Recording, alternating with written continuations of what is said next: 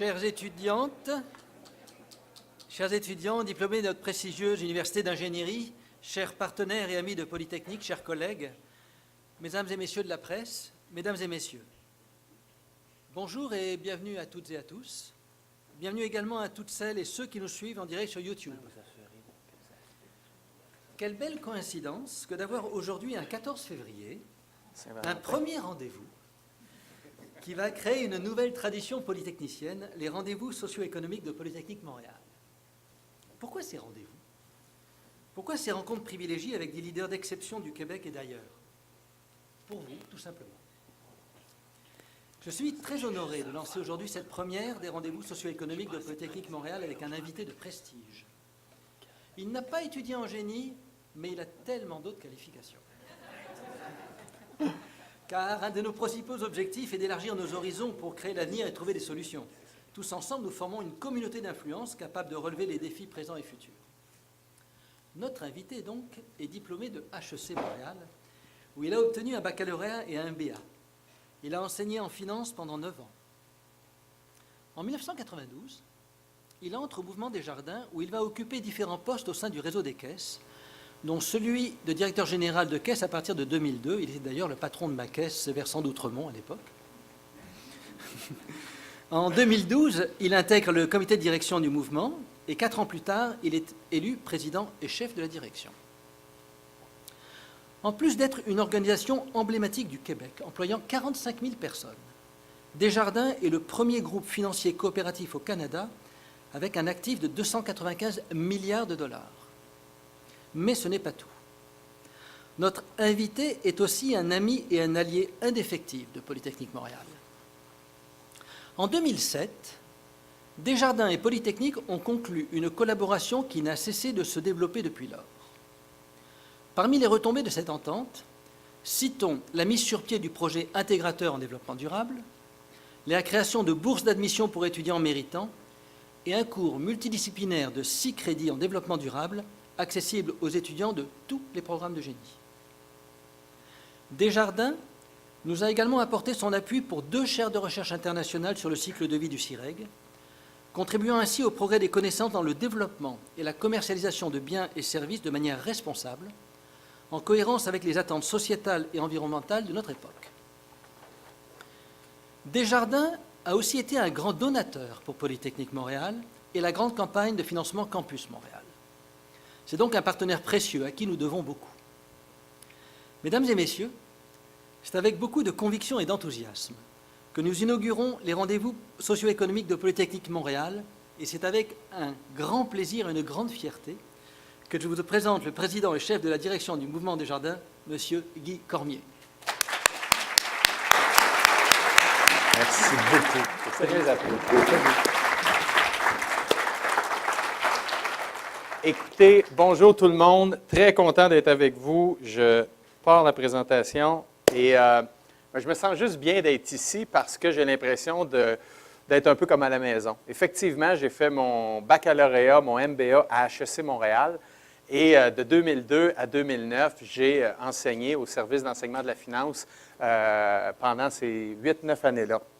Et ce qui est le plus fascinant, c'est que 50 de mes étudiants étaient toujours des étudiants de Polytechnique.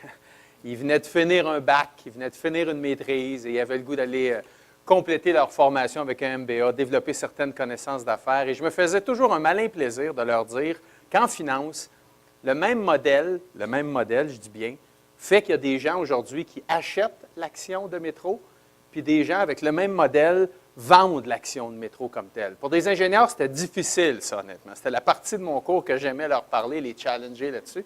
Mais bref, j'ai toujours eu beaucoup de plaisir et aujourd'hui, je vous remercie de l'invitation.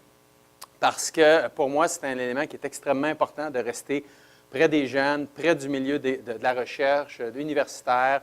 J'ai eu le privilège d'aller à l'Université du Québec à Trois-Rivières faire la même chose. À HEC, on a quelques universités cette année et de pouvoir débuter ces belles tribunes prestigieuses que vous lancez à Polytechnique. En tout cas, bravo de m'inviter pour cette première. J'ai différentes choses à jaser avec vous aujourd'hui, puis j'espère que vous allez avoir des questions par la suite. J'espère que vous allez échanger avec moi. J'ai le goût aussi de vous entendre. Il y a 2 grands volets que je souhaite discuter. Le premier, c'est c'est cette évolution de l'économie et de la société qu'on vit tous actuellement. Vous allez être des leaders de demain, des chefs d'entreprise, des chefs de département, des créateurs, des innovateurs. Donc, quelle est ma perspective humblement de ce que je vois dans les 30-40 prochaines années au niveau de l'économie, de la finance et de la société? Mais je veux commencer par une bonne nouvelle, une très, très bonne nouvelle. Aujourd'hui, nous annonçons, je profite de cette tribune-là, pour annoncer officiellement un partenariat stratégique d'envergure et d'importance entre le Mouvement Desjardins et pas HEC Montréal, mais et Polytechnique. Si je dis ça aujourd'hui, à quelques occasions, ça se peut, c'est une déformation professionnelle. Alors, un partenariat d'importance entre Polytechnique Montréal et le Mouvement Desjardins, un partenariat au niveau de la cybersécurité et de l'intelligence artificielle. Concrètement, ce que l'on a décidé de faire, c'est que ces deux organisations-là vont travailler au niveau de chaires de recherche sur des projets concrets qui vont permettre d'avancer au niveau de la cybersécurité, autant pour une organisation comme le Mouvement Desjardins que pour différentes entreprises du Québec, PME, grandes et moyennes entreprises. Donc, Desjardins va disponibiliser son expertise, va disponibiliser son lab. Nous avons un Desjardins Lab au complexe Desjardins et à Lévis. Va disponibiliser ses ressources, ses connaissances pour travailler avec des chercheurs, avec des étudiants, avec des gens de projet ici à Polytechnique. Et pour Polytechnique, ça contribuera clairement à faire rayonner encore plus le pôle d'expertise que vous souhaitez développer en cybersécurité pour contrer les cyberattaques, la cybercriminalité. Alors, concrètement, ce que ça veut dire, c'est que Desjardins va contribuer à hauteur de 1 250 000 $ à Polytechnique pour les 5 prochaines années. Effectivement, merci.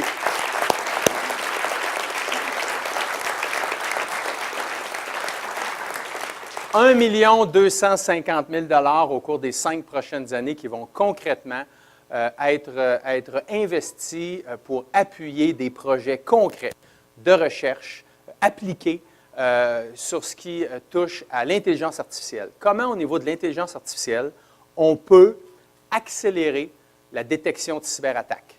Comment, à travers l'intelligence artificielle, on peut être en mesure de développer plus rapidement des outils qui vont lire les comportements, qui vont lire des tendances, qui vont nous permettre, comme institution financière, mais aussi au service des entreprises du Québec, de pouvoir avoir plus de rapidité d'exécution, plus de proactivité pour contrer des cyberattaques. Et vous savez, la technologie a ses avantages, mais elle a aussi son côté plus noir ou sombre. Et il y a des gens qui font preuve de beaucoup d'ingéniosité pour innover au niveau de la fraude, au niveau du piratage. Et ça prend des gens avec autant de créativité, autant d'innovation pour être capable de contrer ça. Et lorsque vous êtes une institution financière comme le Mouvement Desjardins, vous savez que votre principal actif, quand vous faites affaire avec des millions et des millions de membres et clients, c'est la confiance. Les gens font affaire avec nous parce qu'ils ont confiance en nous. On ne vend pas de produits, on ne vend pas d'automobiles, on offre des services financiers basés sur la confiance. Et aujourd'hui, on est excellent à travers le monde, on est excellent dans nos pratiques, mais on veut continuer d'être parmi les institutions financières de première garde par rapport à cette cybersécurité-là. Et je suis convaincu que ce partenariat-là va nous aider à aller encore plus loin entre Polytechnique et Desjardins. Et c'est une suite logique à la contribution de Desjardins au lancement de CyberEco cet automne. Vous avez peut-être vu ici à Montréal un partenariat avec quelques grandes entreprises, Deloitte, quelques grandes entreprises, pour créer une espèce de consortium ou à tout le moins groupe de talents qui va vraiment continuer à réfléchir sur la cybersécurité et qui va rendre ça disponible à l'ensemble des entreprises du Québec.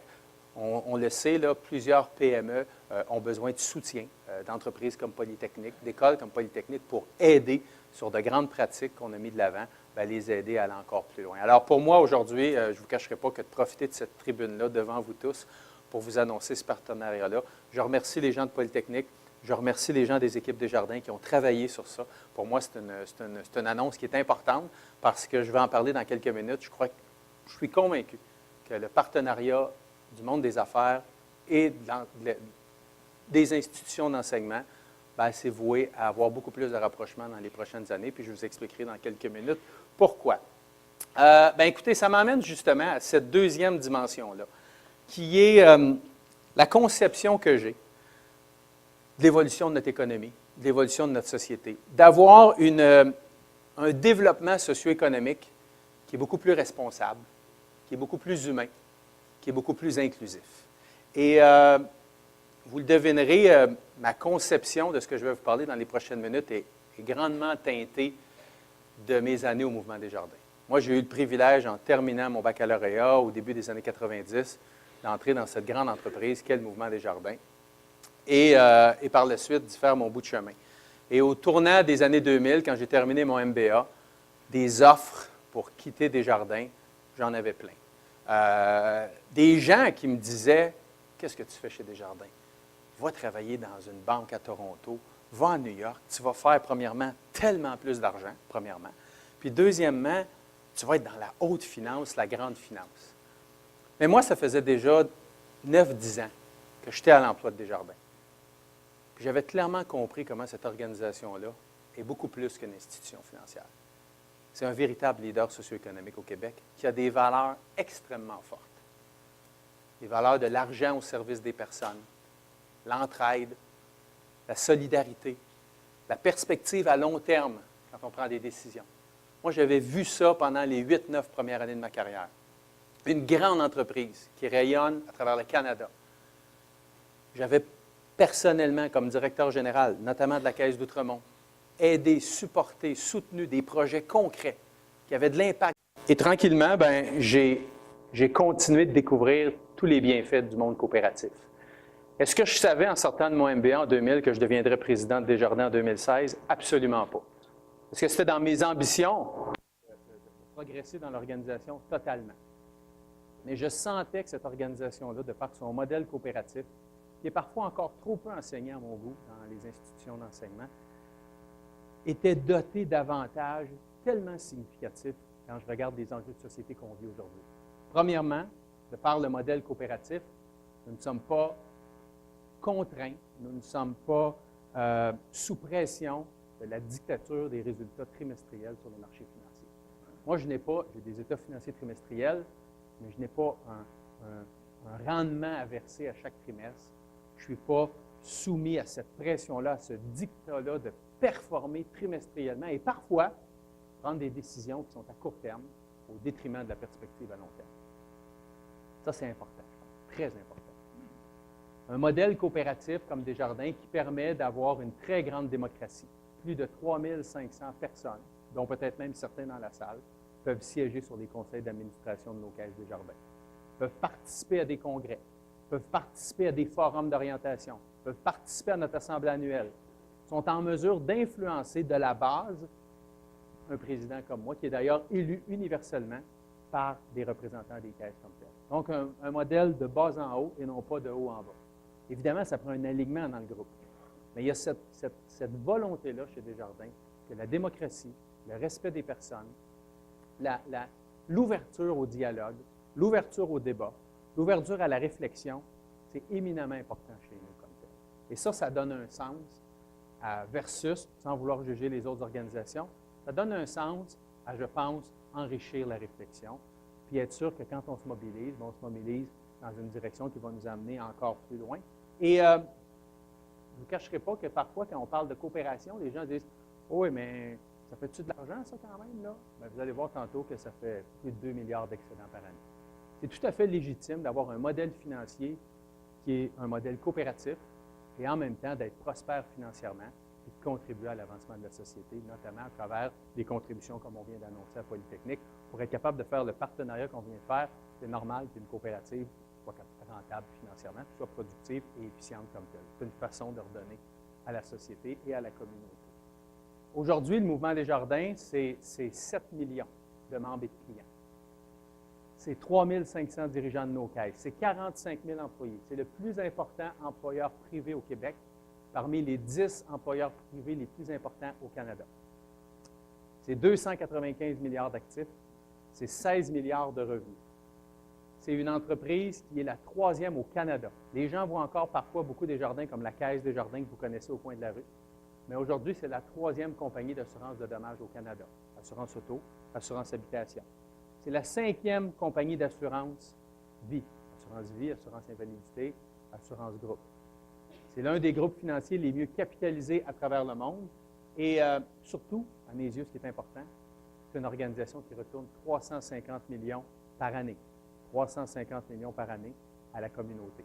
250 millions en ristourne, parce que vous faites affaire avec Desjardins. On retourne de l'argent dans vos poches, mais aussi 90 millions en dons et commandites en partenariat divers. Vous n'avez aucune autre entreprise qui est aussi généreuse au Québec et qui redonne autant à la communauté. Pas seulement à Montréal, à Matane, à Sherbrooke, à Joliette, à Chicoutimi, à Rouyn-Noranda. Donc, quand je vous parlais de valeurs coopératives, quand je vous parlais de présence sur le territoire, quand je vous parlais de proximité avec le milieu, quand je vous parlais de travailler pour une entreprise qui donne un sens à ce qu'on fait, je pense que ça a aussi une valeur comme telle. Au-delà de strictement faire le travail d'une institution financière, qui est très noble et très bien. Mais pour moi, Desjardins, ça doit être un véritable leader socio-économique au Québec. Les gens s'attendent à ça et nos employés, c'est une grande source de fierté. Il y en a quelques-uns dans la salle, c'est une grande source de fierté pour eux de sentir qu'ils font affaire et qu'ils travaillent avec une entreprise qui a cet impact-là et qui existe depuis 119 ans. Notre fondateur a débuté en 1900, ce projet-là. Moi, je dis souvent, on va parler d'entrepreneuriat tantôt, je dis souvent qu'au Québec, l'un des grands entrepreneurs, qu'on a un peu oublié parce que ça fait maintenant 120 ans, puis notre mémoire collective arrête parfois à 50, 60, 70 ans. Mais vous avez quelqu'un qui, au tournant de 1890, a décidé de fonder une institution financière, de A à Z. Pensez-y, partir, faire le tour des cuisines, faire le tour des paroisses. Essayez de penser aujourd'hui si vous vouliez lancer une institution financière. On part ça comment? Bon, on la partirait plus numérique, je pense. Là. Mais dans ce temps-là, pensez-y, ça prenait du courage, de la volonté, et puis vous étiez un Canadien français. Alors, aujourd'hui, je pense qu'Alphonse Desjardins serait fier de voir que son idée d'entrepreneur, il y a 120 ans, aujourd'hui, est rendu un groupe de 45 000 employés qui rayonnent à travers le monde avec près de 300 milliards d'actifs comme tel, puis une grande fierté au Québec, et qui a surtout su s'adapter pendant ces 120 ans au changement de génération, au changement politique, au changement de société, et qui aujourd'hui, 120 ans plus tard, est aussi fort, est aussi dynamique, est aussi moderne, est aussi présent dans nos collectivités. Et ça, pour moi, c'est extrêmement important. Puis, dans les choix que vous allez faire, de sentir que l'organisation, le projet sur lequel vous travaillez a en anglais, ils disent un purpose, a une mission qui est encore plus grande parfois que les activités fondamentales de l'entreprise. Moi, en tout cas, moi, c'est ce qui me fait carburer pour travailler chez Desjardins. Puis je pense que pour plusieurs d'entre vous, il y a des projets comme ça qui vous stimulent énormément aussi. Que ce soit qu'on soit à Polytechnique et qu'on sait qu'on a de l'impact dans la société. L'un des éléments qui me fascine, je vous parlais tantôt de région, qui me fascine, c'est un peu une liaison avec mon second sujet. Il n'y a pas une région avec laquelle je me promène actuellement, que je visite. J'essaie d'être très présent sur le territoire partout au Canada, Québec plus spécifiquement. C'est la pénurie de main-d'œuvre. Vous avez un grand privilège pour ceux qui vont être finissants versus moi, quand j'ai fini mon baccalauréat en 90-91, on ne sort pas du tout dans le même climat économique. Aujourd'hui, la pénurie de main-d'œuvre est définitivement l'enjeu sur lequel on a un grand défi au Québec. Il n'y a pas un endroit qu'on ne parle pas comment c'est difficile de retenir des jeunes, notamment en région. Comment c'est difficile d'attirer des jeunes, notamment en région. Comment c'est difficile d'avoir des jeunes qui ont le goût de reprendre des entreprises, de se lancer en affaires. Comment c'est difficile d'avoir des travailleurs spécialisés parfois, dans certains milieux, certains secteurs. Et la pénurie de main-d'œuvre, moi j'en suis profondément convaincu, ce n'est pas un enjeu de société qui va se régler en dedans d'un an, 2 ans. C'est un vrai défi pour le Québec sur les 5 à 10 prochaines années. Parce que tout le monde va se battre pour le talent comme ça. Et je suis content de voir que de plus en plus, les municipalités, les MRC, les chambres de commerce, il y a des actions concrètes qui se mettent de l'avant pour travailler sur des solutions. Et nous, au Mouvement Desjardins, on en cherche des solutions. Je présidais encore la semaine passée Place aux jeunes en région, où littéralement, on a accueilli plus de 1000 jeunes au complexe Desjardins pour leur offrir des opportunités d'emploi partout à travers le Québec, dans plein de secteurs d'activité. On a vu plein de cégeps à travers le Québec s'associer clairement avec des entreprises pour faire des beaux maillages, des stages, de la formation plus pédagogique, puis être capable d'aider des entrepreneurs, des entreprises à continuer de prospérer. Et ça, pour moi, c'est extrêmement, extrêmement fondamental d'avoir cette ouverture d'esprit-là dans les prochaines années. Parce que sinon, ben, je crois qu'on se met vraiment en risque comme société d'avoir la capacité d'avoir des entreprises qui sont florissantes puis qui font grandir nos milieux et nos communautés. Et c'est pour ça que chez nous, Desjardins, ben, la persévérance scolaire est aussi extrêmement importante. Notre Fondation Desjardins, qui a plus de 35 millions de capitalisation, se consacre exclusivement à la persévérance scolaire, à lutter contre le décrochage scolaire, à contribuer par des bourses, par du soutien à des alloprofs de ce monde, à des organismes concrets qui ont un impact pour aider des jeunes à rester sur les bancs d'école ou à poursuivre leurs études universitaires. Parce qu'on est profondément... Regardez les débats qu'on a actuellement. Là. Ici, actuellement, là, on a des entrepreneurs, on a des entreprises partout, Montréal, Québec, toutes les régions, qui se questionnent sur la pénurie de main-d'œuvre, qui cherchent des solutions. On est dans une population, le Québec, qui est parmi les plus vieillissantes à travers la planète. Au niveau de l'immigration, on voit, là, je n'embarquerai pas dans ça, mais on est dans tous les débats sur 40 000, 50 000, 55 000, notre assez, c'est-tu les bons, tout ça. Puis on a nos jeunes. Moi, je suis profondément convaincu qu'au Québec actuellement, au Canada, on n'a pas les moyens de perdre un jeune. Un jeune qui décroche dans la société aujourd'hui, là, c'est un coût énorme. Un coût pour lui personnellement, ou elle, parce qu'elle ne peut pas réaliser ses ambitions. Elle ne peut pas réaliser ses rêves, mais aussi un coût pour la société. Parce que la société, ben, les entrepreneurs, les chefs d'entreprise de demain, c'est vous. Et s'il y en a de moins en moins, parce qu'on les perd, parce qu'ils ont décroché du système en cours de route, parce qu'ils ont décidé de ne pas s'investir de façon additionnelle, ben, c'est dur de créer une socio-économie qui est prospère sur les 30-40 prochaines années. Et c'est pour ça que chez nous, chez Desjardins, moi personnellement comme président, je m'investis beaucoup, notamment à travers des tribunes comme ça, à travers des moments d'échange, à travers les travaux sur les projets qu'on va faire avec vous, la Polytechnique, parce que je suis convaincu que ça prend des maillages plus forts, qu'il faut aider notre jeunesse aujourd'hui. Ce que ça va aussi exiger, ça j'en parle aussi souvent, c'est une plus grande responsabilisation des entreprises et des chefs d'entreprise sur leur rôle dans la société par rapport à leurs employés. Vous allez être une génération, vous êtes une génération qui va vivre de grands changements durant tout son parcours professionnel. Des changements technologiques, des changements démographiques, des changements d'habitudes de consommation, des changements planétaires. La responsabilité des entreprises va être de s'assurer que les employés sont régulièrement formés et développés, peu importe qu'ils restent ou pas dans l'entreprise, pour être capables de prospérer, peut-être même chez un concurrent un jour ou dans une autre entreprise. Parce que sinon, on ne gagnera pas la bataille des talents. On ne réussira pas à placer le Québec, le Canada, sur l'échiquier mondial comme tel. Et les gouvernements ont certains rôles, les universités ont un certain rôle. Mais quand je regarde les statistiques sur les enjeux de littératie et de numératie pour une grande proportion de la population, je suis profondément convaincu que les chefs d'entreprise, les entreprises doivent se sentir investis de cette mission-là, de développer beaucoup plus leur main-d'œuvre, de la rendre encore plus versatile et surtout de la rendre à l'aise à vivre avec la société changeante dans laquelle ils vont vivre et être capable de s'adapter. Ça, pour moi, c'est un rôle fondamental de beaucoup d'entreprises et de chefs d'entreprise. Et l'autre dimension, on en parlait tantôt d'ailleurs, c'est les aptitudes et la volonté entrepreneuriale. Aujourd'hui, quand on regarde les statistiques, le Québec est l'un des endroits où l'intention de se lancer en affaires est très grande.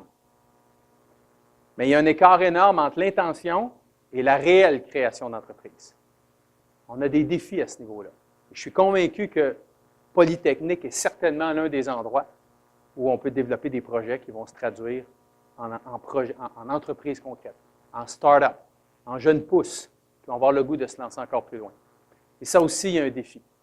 Chez nous, Desjardins, on a un programme qui s'appelle Créavenir, qui permet de donner des financements de 15 000 $ à des jeunes entrepreneurs qui se lancent, qui n'ont pas accès à du financement traditionnel.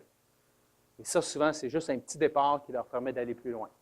On a un programme comme Ose entreprendre, Place aux jeunes en région. On a un paquet de programmes pour justement aider des jeunes, au-delà de faire du rendement sur notre investissement, mais juste les aider à se lancer et à poursuivre sur leur projet d'entreprise. Et ça, pour moi, c'est extrêmement important.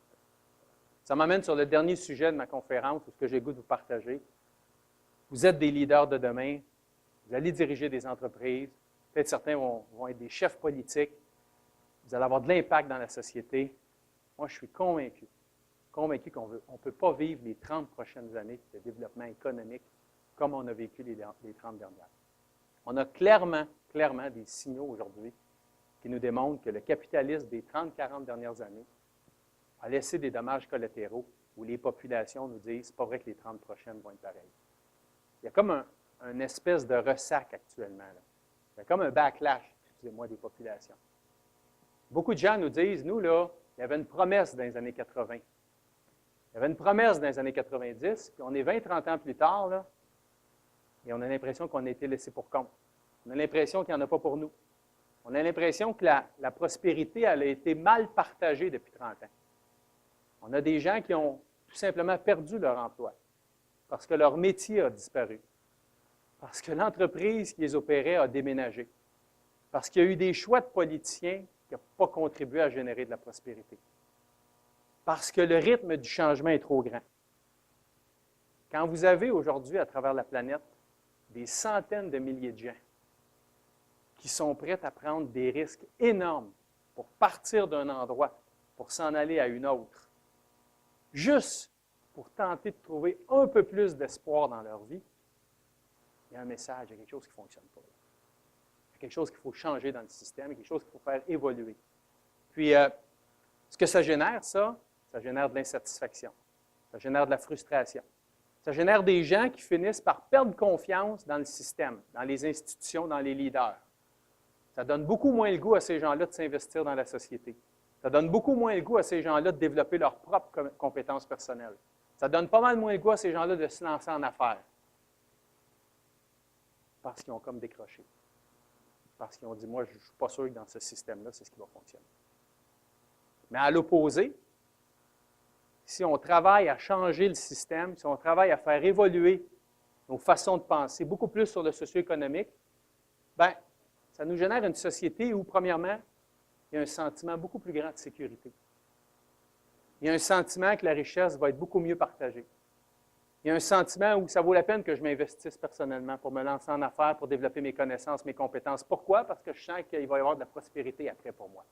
Elle n'ira pas qu'entre les mains de quelques-uns ou de quelques groupes. Et finalement, bien, ça va emmener une société. Et ça, pour moi, c'est fondamental. Et je pense que Desjardins, là-dessus, de par son modèle coopératif, incarne depuis des décennies. Ce que je vais dire, c'est l'économique et le social, ça doit faire partie beaucoup plus d'un tout. Et quand on est un chef d'entreprise, voire même un financier, on doit se sentir aussi investi de cette responsabilité-là sociale dans la société que du strict rendement ou du strict retour sur le capital. Et ça, pour moi, il y a des leaders de demain dans la salle. Oui, le rendement, c'est important. Oui, de faire de l'argent, c'est important. Oui, le retour sur le capital, c'est important. Mais si vous le faites au prix de bafouer plusieurs dimensions de la société, notamment l'environnement, je pense que globalement, on ne se crée pas un meilleur environnement de vie comme tel. Puis aujourd'hui, les leaders d'entreprise, on ne doit pas seulement se fier sur les gouvernements pour faire ça. Ils sont à pleine capacité, le gouvernement. Ils ont des moyens, des capacités limitées. Il faut que les entreprises se sentent investies de cette responsabilité-là. Puis parlant d'environnement, c'est probablement l'une des plus importantes à mes yeux. Les changements climatiques, on le sait qu'ils sont importants. On le sait qu'ils vont avoir de l'impact. On voit les changements de température. On voit très clairement qu'il n'y en a pas de planète B. Il n'y a pas en quelque part un bouton reset sur lequel on va peser et on va revenir à la planète d'origine. Puis quand lors de la révolution industrielle du 19e siècle, les gens ont commencé à penser à industrialiser les choses, à penser aux machines, à penser à ingénierer des choses, mais ces gens-là ne savaient pas à ce moment-là que toutes ces inventions-là généreraient autant de rejets atmosphériques. Ils ne le savaient pas, tout simplement. Mais aujourd'hui, on le sait. Aujourd'hui, on le sait. C'est documenté, on en est convaincu. Et je pense qu'on a tous cette responsabilité-là d'agir beaucoup plus activement au niveau des changements climatiques, parce que notamment à créer un développement socio-économique porteur, l'un des premiers rôles, c'est dans le partage de la richesse, la prospérité, puis l'un des deuxièmes rôles, c'est dans l'environnement et dans le changement climatique. Et vous allez être des leaders de demain. Vous allez être des gens qui vont avoir des impacts, qui vont prendre des décisions. Vous l'êtes déjà aujourd'hui dans plusieurs projets sur lesquels vous travaillez. Et je pense que tout le monde doit faire sa part. Nous, chez Desjardins, ça fait 25 ans qu'on est engagé dans des travaux importants reliés au développement durable. Nous avons, depuis 25 ans, lancé des fonds de placement, des fonds communs de placement, qui sont totalement axés sur le développement durable. On vient de gagner d'ailleurs des prix par rapport à Corporate Knight à travers le monde, parmi les meilleurs fonds de placement à travers le monde. On a des fonds de placement qui sont des investisseurs actifs sur les conseils d'administration, puis on a des fonds de placement qui sont totalement neutres en termes d'investissement par rapport à certains risques environnementaux. On a une dimension aussi où on a pris la décision d'être carboneutre. Comme organisation, on a pris la décision, à travers nos propres comportements, de compenser totalement nos gaz à effet de serre qui sont générés par les comportements de nos 45 000 employés. Ça veut dire des navettes pour promener nos employés d'une place à l'autre pour qu'ils évitent de prendre leurs automobiles. Ça veut dire l'abolition des bouteilles de plastique, des pailles, tout ça. Ça veut dire des mesures concrètes où on achète des crédits carbone. Donc, ça aussi, c'est un choix qui coûte quelque chose, là, qui a de l'impact sur notre rendement et sur lequel on assume totalement, notamment à travers ce modèle coopératif-là, qui, je pense, est extrêmement porteur. On vient de prendre des positionnements importants pour installer 200 nouvelles bornes électriques au Québec. Pourquoi? Parce que pour nous, c'est une façon de contribuer aussi au développement socio-économique. On vient de prendre des décisions pour que tous nos investissements en infrastructure soient majoritairement investis dans l'éolien et dans le solaire, que ce soit au niveau de notre caisse de retraite, que ce soit au niveau de nos différents projets d'investissement dans nos infrastructures, à même nos fonds propres. Donc ça, pour moi, en conclusion, ça démontre que c'est clair qu'il y a de grands défis devant nous dans les prochaines années. Des défis d'une ampleur incroyable. Mais je suis profondément convaincu que si on veut aborder ces défis-là, si on veut les régler, il va falloir coopérer ensemble. Il va falloir travailler à idéer des solutions ensemble. Il va falloir concrétiser concrètement ces solutions-là en action ou ensemble, on va s'être mis d'accord pour passer à l'action. On vit dans un monde aujourd'hui qui est mondial. Les problèmes sont de plus en plus interdépendants et il n'y a personne qui a la solution tout seul ou les capacités financières pour régler tous ces problèmes-là tout seul. On est condamné à travailler ensemble, à collaborer de façon constructive. Et ces solutions-là, on va les trouver pas en travaillant les uns contre les autres, pas en travaillant les uns au détriment des autres, mais simplement en coopérant tous ensemble. C'est ce que je vous souhaite comme leader et futur leader, de coopérer entre vous pour combattre, pour régler les différents problèmes qu'on a à régler au cours des prochaines années. Merci tout le monde.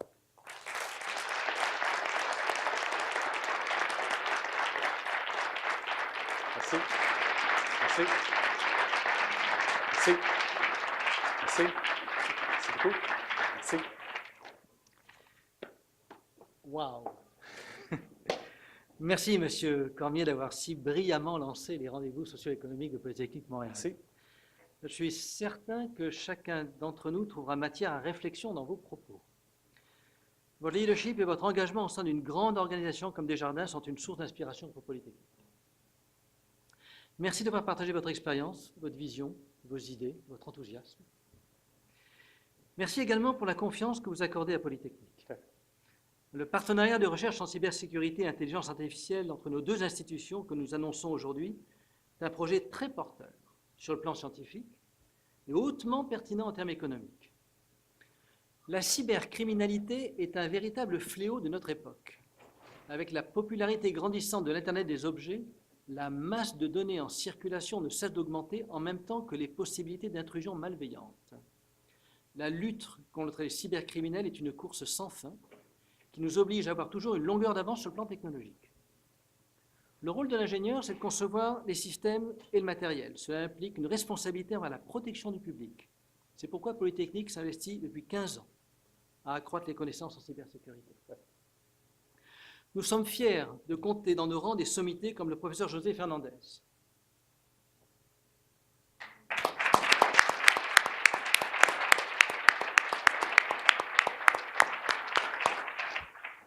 Donc, le professeur Fernandez est professeur au département de génie informatique et génie logiciel et acteur principal de notre partenariat avec Desjardins en cybersécurité et intelligence artificielle.